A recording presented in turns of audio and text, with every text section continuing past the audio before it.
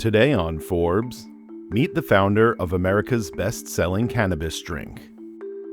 At 13 years old, Aaron Nosbisch smoked his first joint in a friend's backyard in their western Illinois suburb. This was an exceptionally risky high for Nosbisch, who knew that when he returned home, he would be facing his father, an agent for the Bureau of Alcohol, Tobacco, Firearms and Explosives.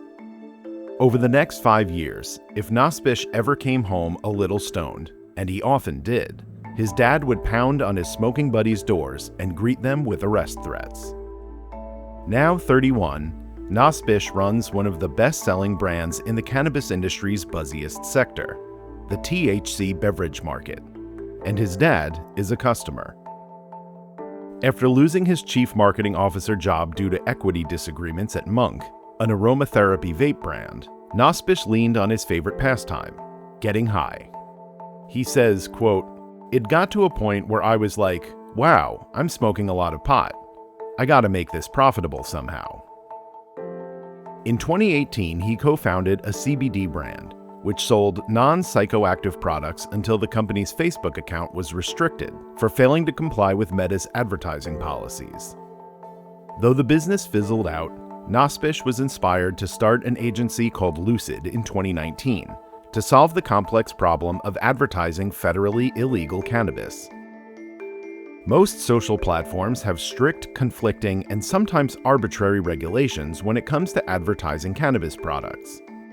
Nosbisch says, quote, "I just paid really close attention to Facebook's rules, figured out what was allowed, what wasn't allowed, and did the same thing with Google, Twitter, Snapchat, and TikTok to come up with strategies on how to compliantly advertise these products." By 2023, Nosbisch says his company handled advertising for 60 of the top cannabis brands, including low-dose THC beverage pioneer Cann. The product impressed Nosbisch, quote, "as a guy who used to drink a lot of alcohol and stopped drinking alcohol." And he fell in love with the beverage sector, especially after seeing Cann take off.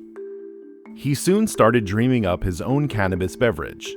He says, quote, "I took all of my experience in e-commerce, cannabis, and wellness, and I brought in the smartest people I know from past projects to hit the ground running."